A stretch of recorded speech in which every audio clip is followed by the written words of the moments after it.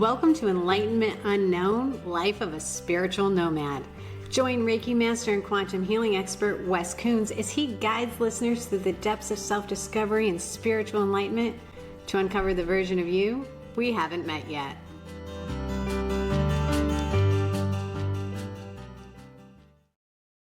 Hello and welcome back to Enlightenment Unknown, Life of a Spiritual Nomad. If you've been following along with us, we just finished up episode 9 and embarking on episode 10. Double digits, Wes. I know it, and we're coming to the end of the season, aren't we? Yeah, we got a special episode coming up for the season finale, but before we get started, why don't you tell everyone what's going on? Well, before we do that, did you hit the record button this time? Yes, Wes. Okay, just making sure. Well, we have special guests here today. Linda and Kathleen are here.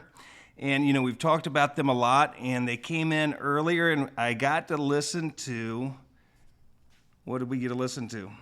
Oh, yeah, we got to listen to some really special recordings. I'm smiling as I say this, but I'm sure you were not smiling when they were being recorded. And you have a clip you're going to share today, right? Yeah, I think I can. And one of the clips is where we were at the house and the darkness in the house was claiming the home after we had just claimed it to... Who did we claim it to? Do you remember? Was that Archangel Michael or did we claim that to Jesus? I don't know. Jesus. Yeah. Okay. So, Yeah. I want to introduce Linda and Kathleen. And where do you guys live? Oh, me first. All right. Well, I'm Kathleen. Linda, say hi. Hi. We live over on the Eastern Shore. I actually grew up here in Virginia Beach. Nice. I did not know that. Yeah, I did. I grew up right over in Kings Grant.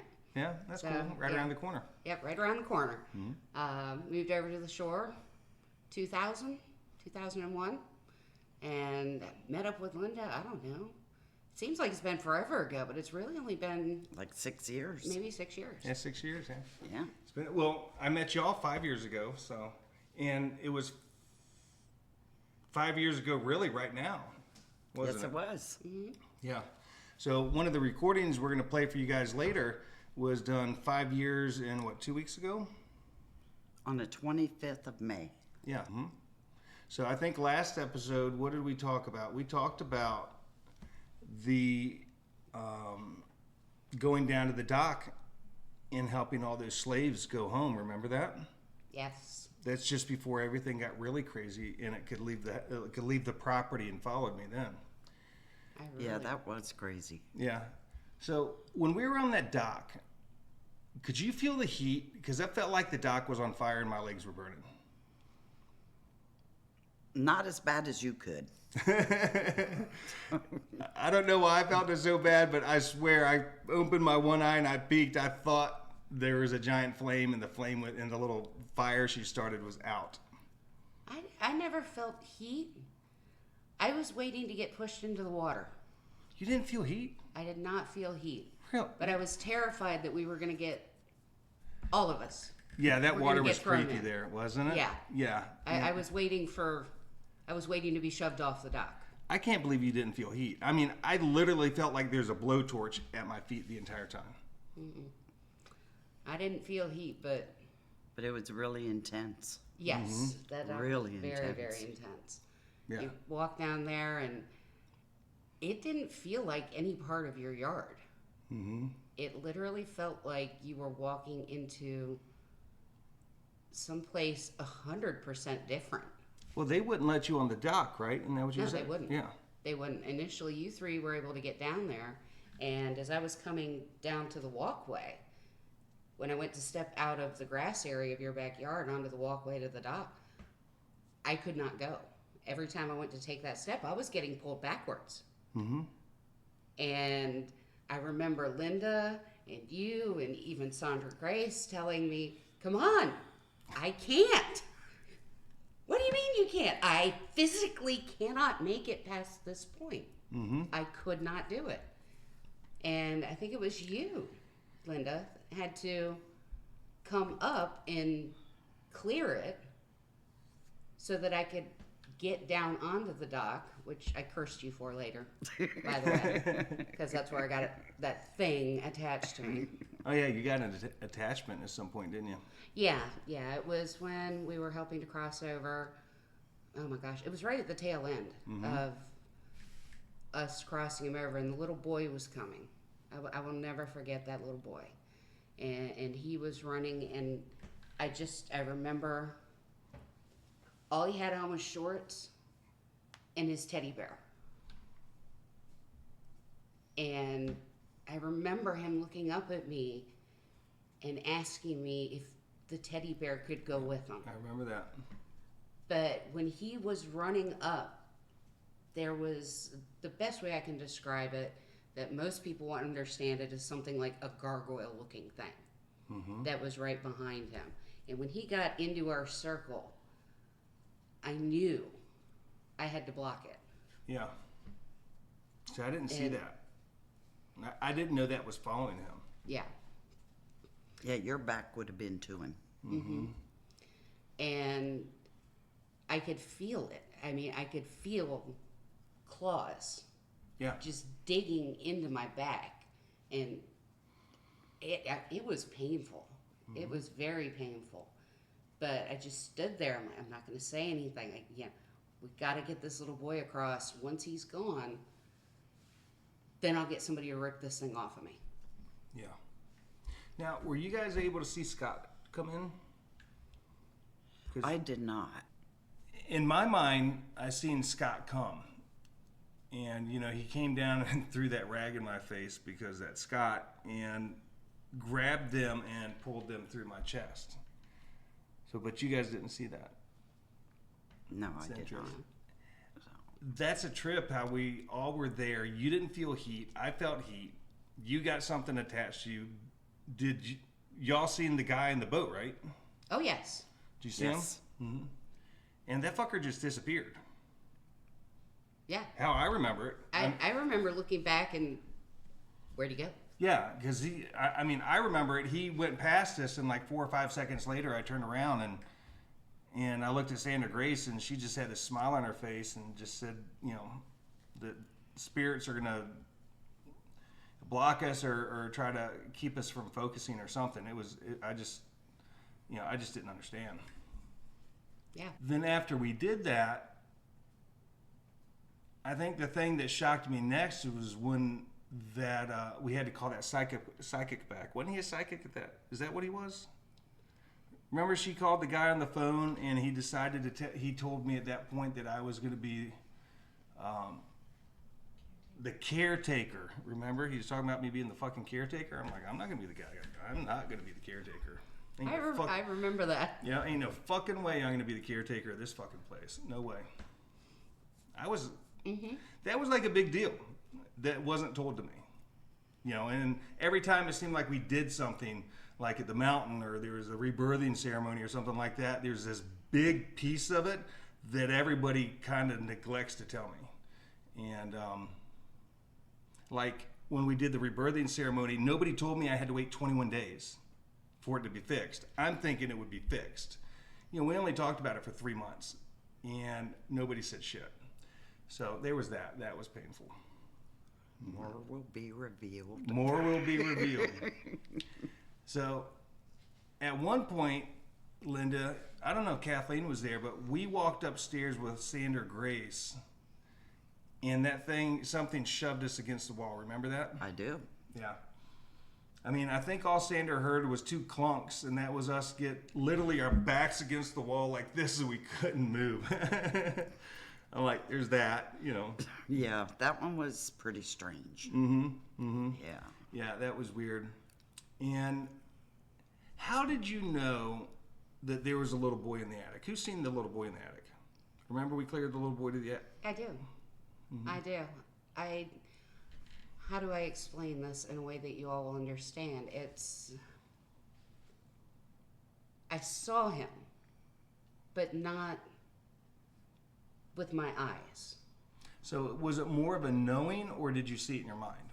It was, I felt the presence, and when I looked at that part of the attic, in my mind, I could see him sitting there. Mm-hmm. So what did he look like? Brown hair, maybe 5 years old. I'm not the greatest at ages. Yeah. This big. So you, But he was cowered down. He had his little knees folded up, hugged up, brown shirt, just terrified. yeah.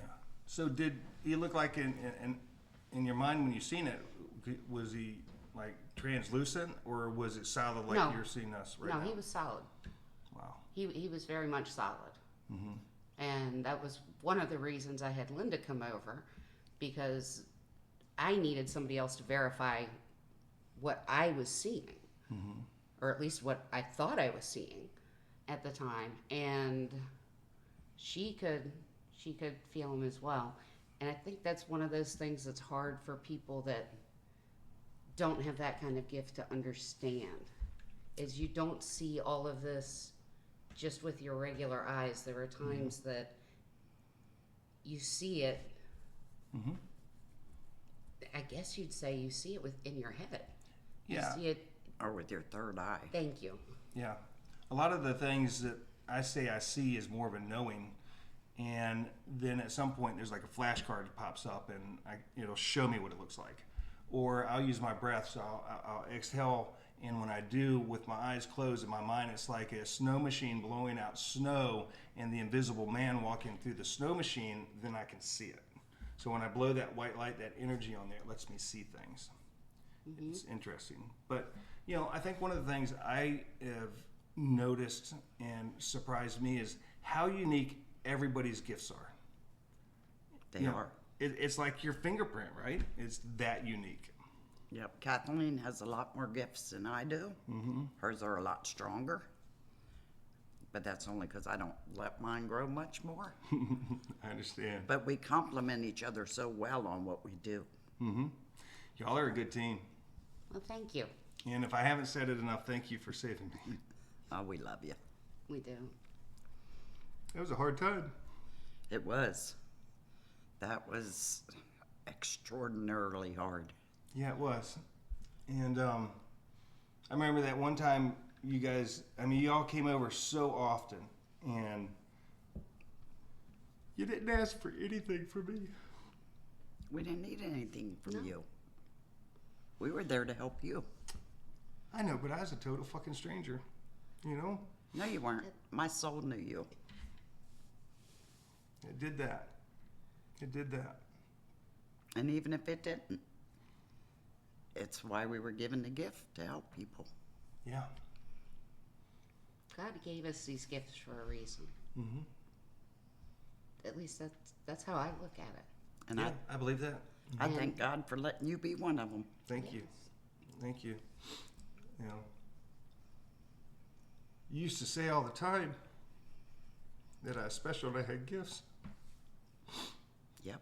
I knew it the day I met you. I just thought that's what you tell the fucked up guy who's in a bad situation. You're gifted. Hang on, pal. And I'm like, these motherfuckers,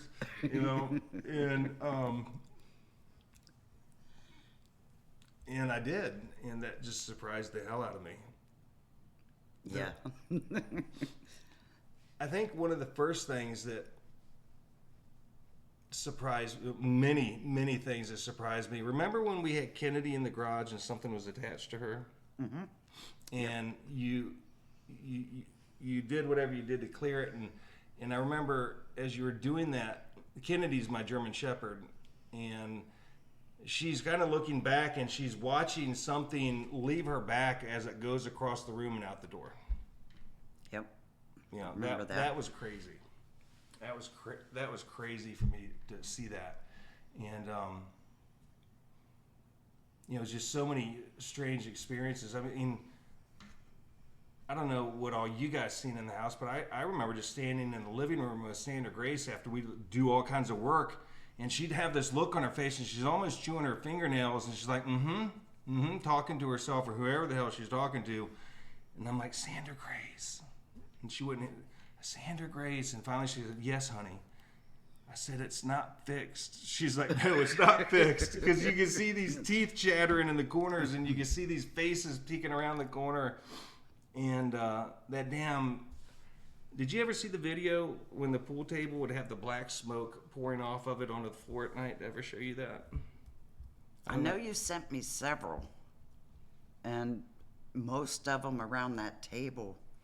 The whole top of the table's just so dark, and the corners of the room are dark, but yet you look in the other room on that same video, and it's light. You could see objects and shapes, but in that room you couldn't. So what was some of the equipment? You guys brought equipment at one time, or maybe more than once, but I remember one time, and it was on the table, and if it walked up, it would light up. What is that? We have K2 meters, EMF detectors. Now we have a REM pod. Yep. Then there's the night vision camera, the thermal imaging camera. Sound like a fucking SEAL team. Yeah. Gosh. But that was probably the EMF or the K2. Yeah. So that basically lets you communicate with them, and then as they walk up, it detects something there somehow and lights up, so you know it's there. Right. Yeah. So I remember when you did that, and I was like 2 feet from it, and I just remember thinking to myself, there's freaking something like basically standing inside me at this point. You know, or at least right in front of me. And that was a little unnerving. So then we had that time, Kathleen, you're like, oh, you're going under the house. Remember that? Yes, I remember that. Yeah.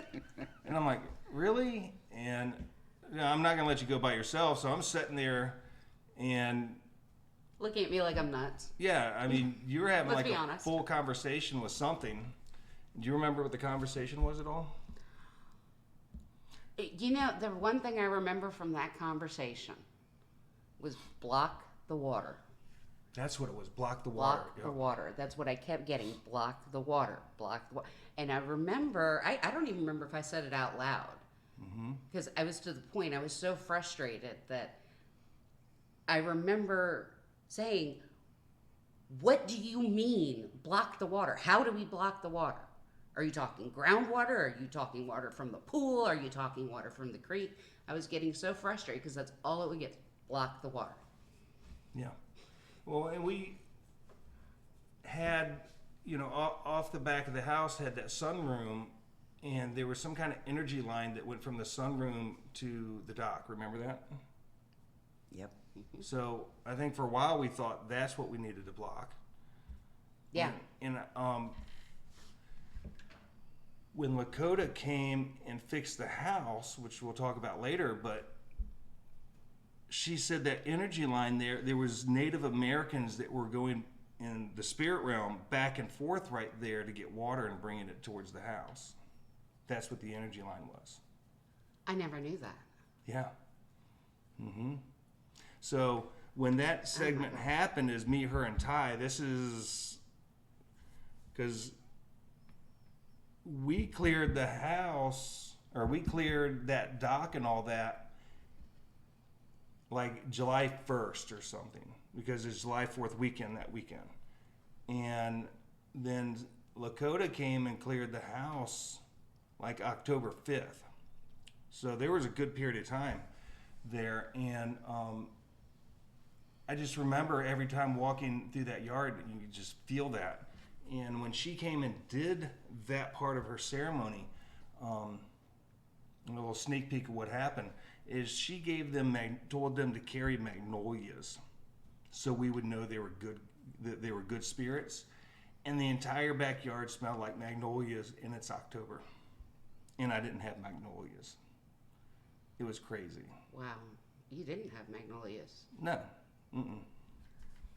I never knew that part of it. Yep. And it makes sense now.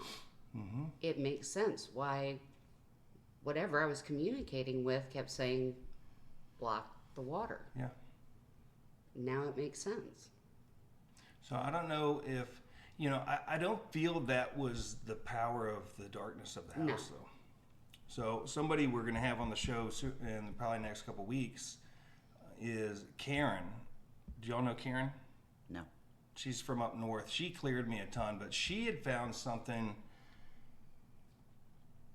She was talking to somebody one day, and the lady told her about clearing some kind of line in the ground. I want to say a horror line, but it's not a horror line. A ley line? Maybe. And when she looked at the property, however she did that, and she fixed that, I know that shifted something in the house. That did make a shift, but it didn't fix it. So it's just interesting on how many layers of craziness it is. Yeah, you did have several ley lines that passed through that property. I remember looking it up on USGS website. So what's a ley line? A ley line is actually, it's a geographic line of magnetism in the earth. Okay. And when you think about spirits and energy that they need, then where ley lines converge, one of the theories is that's where energy builds, where you have more energy for spiritual beings to draw off of. Mm-hmm. I know when I went to the USGS website to look to see if there were convergences on your property, to see if maybe that was a magnetic trigger, an area of convergence. There wasn't an actual convergence on the map, but you did have several ley lines running through that property. Yeah. See, we have ley lines where I work. We actually have crystals hung up that I have to clean every once in a while. Really? Yep. I did not know that. Well, I know the priests kept commenting on the swimming pool. I think the psychic guy on the phone spoke about the swimming pool. I think Sandra Grace was focused on the swimming pool.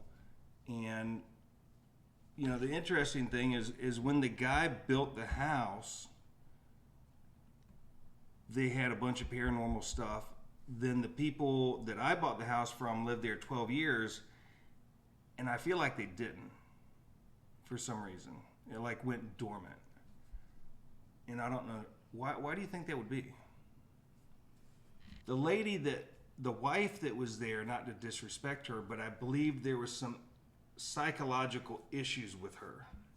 So I wonder if the house had messed with her at some level. But I don't believe they had the paranormal activity that we did. But we also moved the swimming pool when we bought the house. And several people felt that when we moved the swimming pool, that disturbed a graveyard. So I don't know. That is such a multi-tiered question. The answer is 3. Yeah. 26? Let's pull a random number.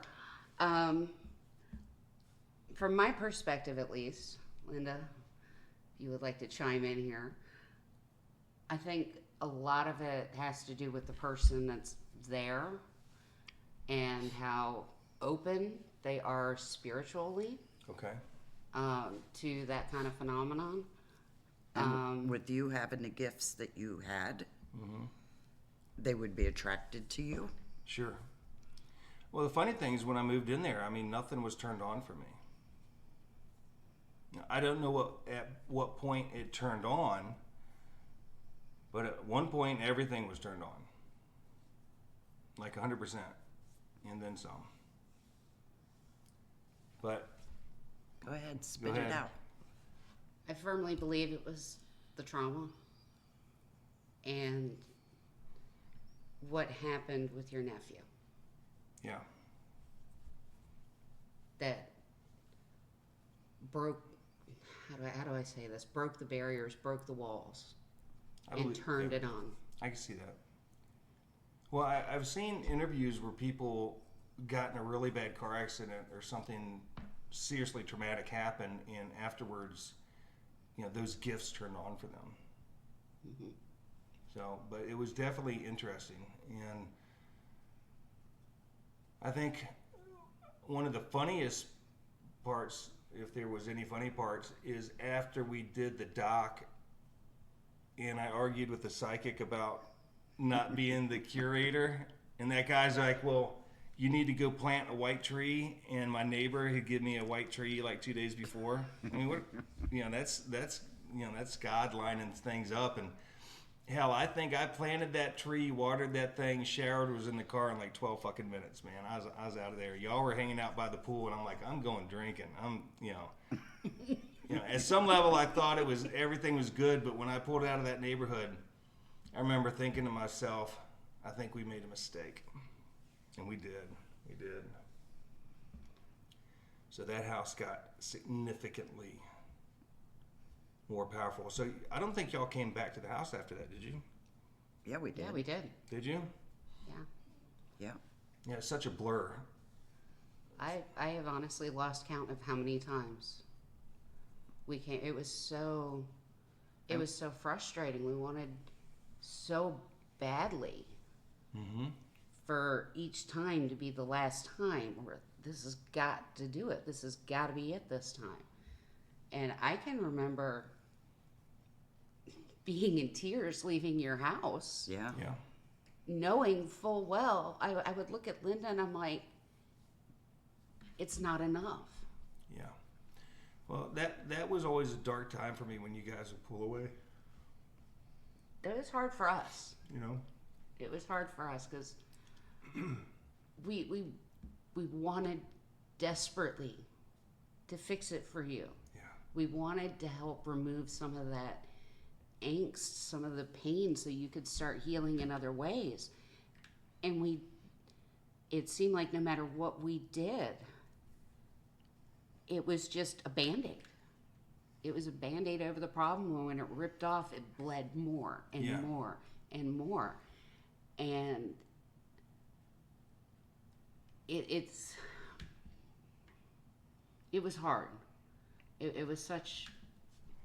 That particular place was the most difficult.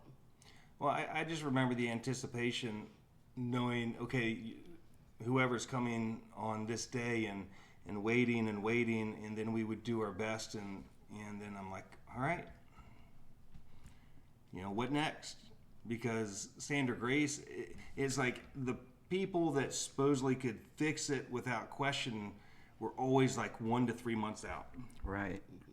Every time. And, when I talked to that lady from Madagascar, so while you guys were gone, I was constantly on the phone calling and sounding crazy. I'm like, this may sound a little crazy, but I got a super haunted house. Can you help me? And, she said she could fix it. And I offered her, I said, I will buy your plane ticket from New York City and give you $10,000 for the day. And she wouldn't come. Because she's like, I can fix it. It's no big deal. And I don't know if she could or not, but, I was that desperate to try to get it done, and nobody would show up. And then we would talk, I talked to some people, and I'd tell them what was going on, and they're like, don't call me ever again. Don't talk to me. You can't bring this to me. You cannot bring this to me. And it was a Buddhist monk was one of them. See, that's just crazy. Yeah, they knew what it was, and they were so scared of it. They're like, don't you bring this to me. Don't call me ever again. But what do you do? I mean, it's just crazy. And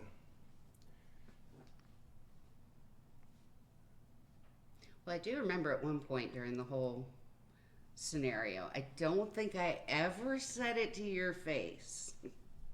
what, that I'm shockingly good looking? Oh, No. We all know that. Not that one. Yeah, I was about to say, have you seen my husband? No. But I do remember at one point leaving there frustrated. I was angry. I was angry at that house. And I looked at Linda, and I'm like, I don't know what else to do, but he needs to stop looking at those damn security cameras. Yep, I remember that. Yep. Hey, I was looking at those cameras all the time, man. It was a little maddening. And it was driving you more insane. Mm-hmm. It was. Yep. Yep. I when you would call, You'll never believe what I saw in the sky. I'm like, no. Yeah. Stop with the security cameras. Well, it was giving it, the fear I had was feeding it. Yep, that's right. And, after we did that ceremony on the dock, they said they left somebody behind to make sure I didn't manipulate the people that left. And I don't know if you ever seen the picture, but I had a picture that I could take through the security camera of this African man's face, and it was like a 6 or 7 foot tall face in the tree line, and with him just his mouth wide open, just screaming at the top of his lungs. It was a lot. It wasn't fun. No. All right, so we're gonna go back. So we have a recording that you guys made, and that was the day that we were putting salt around the property. So what was the salt supposed to do? The salt is supposed to help cleanse and keep the evil out. So why do you think it didn't work? Because they were already in. Yeah. And that's the day that Archangel Michael walked through us, right? Yeah, That was cool, wasn't it? that was. I remember that Kathleen was doing something, and we walked over to the side yard, and we were standing arm in arm, and I asked Archangel Michael and his warriors to come and clear the property. And we're standing there, and we're looking. It's like, Wes, just vision it. Vision him arm in arm with his warriors coming across the yard. And I'll never forget when he hit us. Mm-hmm. Yeah, we both stepped back at the same time. I think my exact words were, "What the fuck was that?" I mean, that's all I ever said back then was, "What the fuck is that?" And I thought it was awesome. It's like, I knew he had gifts. Mm-hmm. It was awesome, and I'm like, "What the fuck was that?" And it was funny because all my neighbors are like, "Oh, this is foo-foo, this isn't real." But you didn't see nobody outside, did you? But see, I think this is one of the first times that you felt what we do. Yes, it was. It was the very first time, I believe. I mean, you were dealing with all your issues and everything, and here's these two crazy ladies over here doing this stuff. And, Yeah. And then you actually got to participate and feel the energy we feel. Mm-hmm. Well, I got to see some of the things you guys were doing, like when the little boy was in the attic and all of a sudden the attic wasn't as dark and you could see the studs on the wall where you couldn't see them 6 seconds before or a second before. And then when Sandra Grace would clear the house, the lights in the house would brighten by 30% instantly. And then, he walked through us, and then the time where you cleared whatever was on Kennedy off, and the dog, you can see the dog looking at something, tracking it as it goes out the door. You can't make that stuff up. Nope, you can't. No. So I got this recording that we're going to play for you guys, and what you're going to hear is, it's not, like listening to the TV, but so the audience, you're going to hear some footsteps and a little bit of talking. And then you're going to hear something say, what do they say? This is our house. They say it 3 times, right? They 3 do. times. Multiple voices. We're going to play this for you, and hopefully it comes through clearly.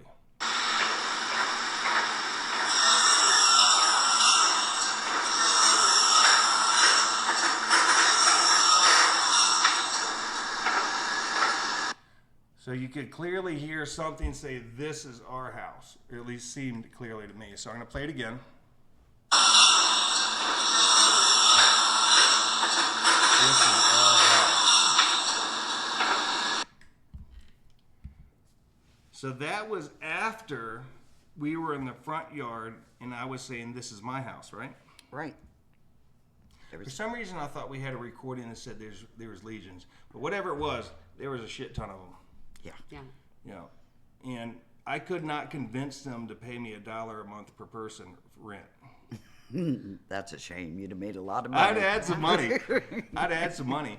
Well, some of the pictures of the demons that I have, and you would see this outline of something with these jagged teeth, and if you blew up the picture on your cell phone, you would see all these distorted faces inside of them. It's like they absorbed these souls, and that's what they lived off of. It was crazy.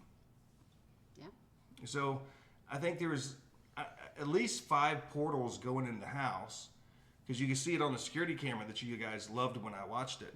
And you know, you would look at the security camera and like one whole 6-8 foot section of the wall where there's a window or a door and there's a picture frame on the wall is blurred. You couldn't see it, but then you get right past that and you can see the lines and stuff of, you know, of the window or whatever's next to it. It was crazy. It was crazy. Well, see, with you watching your cameras, our thing was that you were torturing yourself more. And you were already a tortured soul. Yeah. Well, like, I didn't have cable. You didn't have cable. Yeah. Well, home movies are good. Yeah. Yeah, nothing like creepy stories Yeah. 24/7. Yeah. Well, yeah, I just couldn't help it. I couldn't sleep at night, and I'm looking, and I'm like, what is that? Holy shit, what is that? You know? And Mark had texted me. He wanted to know, one night when I left the house and I got to the camper and I left the master bedroom light on, and I looked back and there's this, I was just at that window 30, 40 seconds before that, and there was this demon there that was every bit of 7 foot tall. And Mark wanted to know what it looked like, and you could see the horns, you could see the outline of its face and its eyes, and his mouth was closed, and just this anger. You know, this, I would not want to have to come up and face to face, whatever that was. And it was like a red color, and every bit of it had this red tint to it. Now I'm colorblind, so it looked red to me. And That makes sense. The fire of hell. Yeah. yeah. But I remember looking back, and for a second I'm like, well, I was gonna go back and turn the light off. Then when I looked, I'm like, fuck that. I'm good. And just that it had this,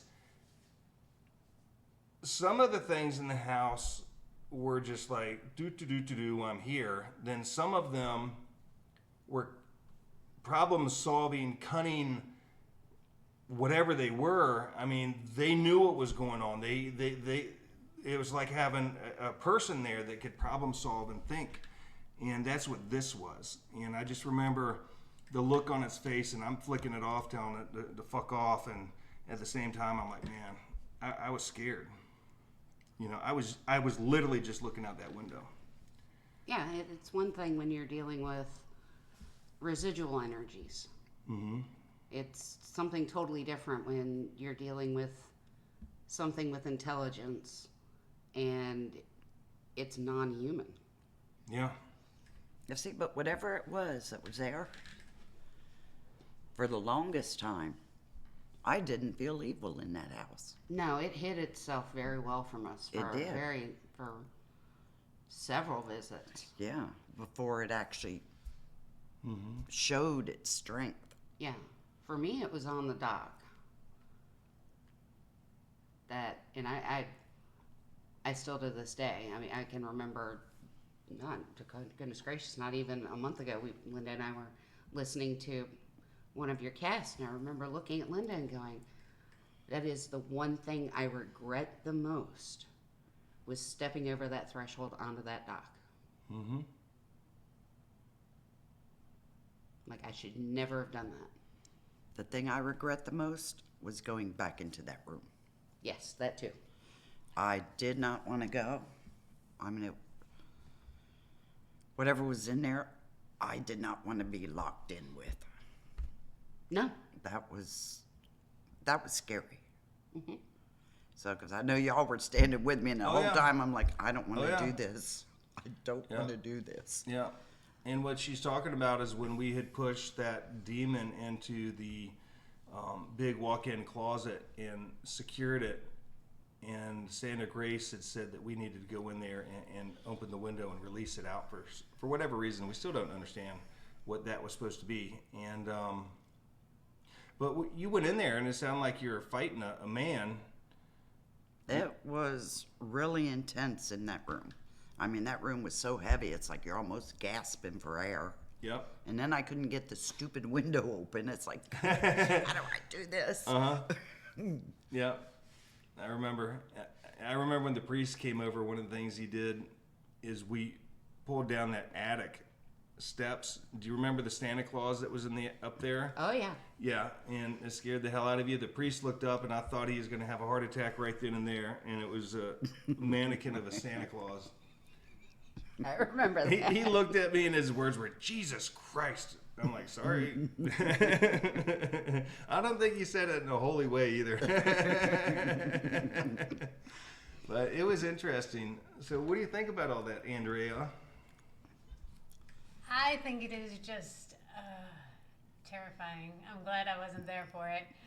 But I'm really fascinated by the recordings, and Linda and Kathleen shared some more with us before we started the episode, and it is just fascinating that I know, Wes, you have pictures that eventually you'll share with everyone when we figure out like what format to do that, but the recordings are just amazing.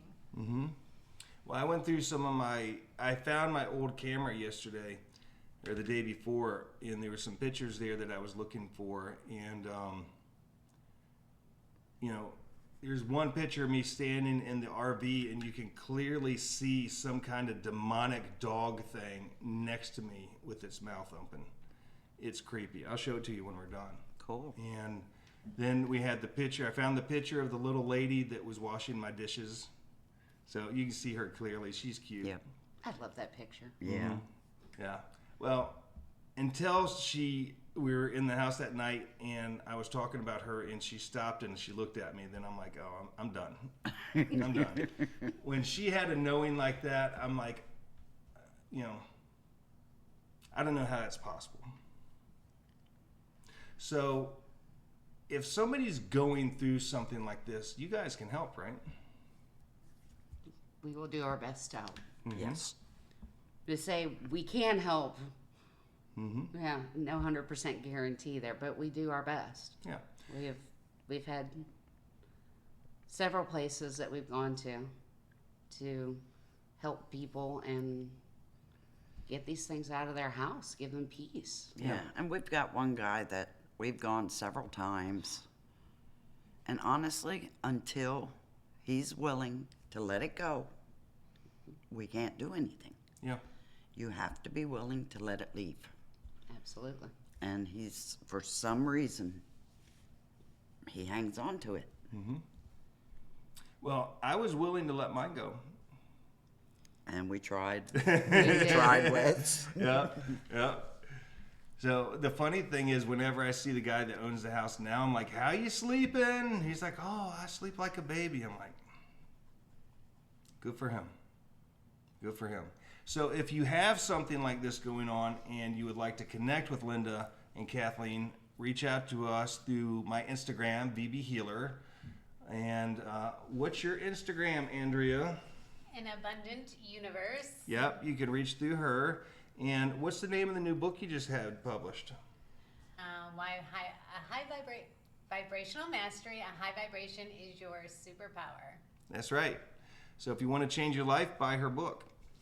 Wes bought it, and he has not been the same since we read it. Yeah, I'm not quite right. So, but we've been focusing on raising our vibration, and it's changed things. It's changed a lot of things. So thank you so much for coming on the show. Thank you so much for saving my life. We love you, Wes. Love We you do too. love you. Because if you hadn't reached out, Linda, I would not be here. Because you were the catalyst to give me hope. And then you guys came, and then you connected Sandra Grace that gave me hope. And Sandra Grace connected me to Jackie, and she gave me hope. And then she connected me to the medicine woman who gave me hope. And then somewhere in there, I found the priest who gave me hope. And at the end of the story, the medicine woman fixed everything. God put me where I needed to be. Yep, saved my life. And now you're mine forever. That's right. Well, that wasn't creepy at all. I'm in her indentured servant. She makes me come clean the house in my underwear, so but there's that. I better not say nothing to that one. We'll keep that on the show. That'd be good. No. But no, it's been, and it was funny because we were talking before we recorded this that, the one thing we listened to is 5 years and 2 weeks ago. So, every year when I get close to 4th of July, it's hard for me. Well, you've had an amazing journey. Yeah. Okay, one thing before we leave. Yes. I have to tell you, Wes, I loved you the first moment I saw you. And it has been amazing. And I'm so proud to have been a part of this, to watch you grow to where you are. Thank you. I love you too. I mean, you are the most amazing man I've ever met. Thank you. I appreciate it. I love you, and I feel like I've known you all for many, many lifetimes. And thanks for coming on the show. That was cool. Our pleasure. We enjoyed it. Yeah. So, we've got our season finale coming up, right, Andrea? Yes, and it is a very, very special episode. We're going to go out of season 1 with a real bang, some real surprises. I mean, this was just fabulous. Linda and Kathleen, you are our first guests, and we could not have asked for a more meaningful experience. Yes, and thank you. Thank you so, so much. And all of you listening, you have got to stay tuned for the season finale, and things are just going to get supercharged from there. Yeah, and don't forget to hit the follow button. We're on YouTube now, so click the follow button. Yeah. It's easy to spot. Yes. So thank you, and we'll see you soon. We appreciate you listening.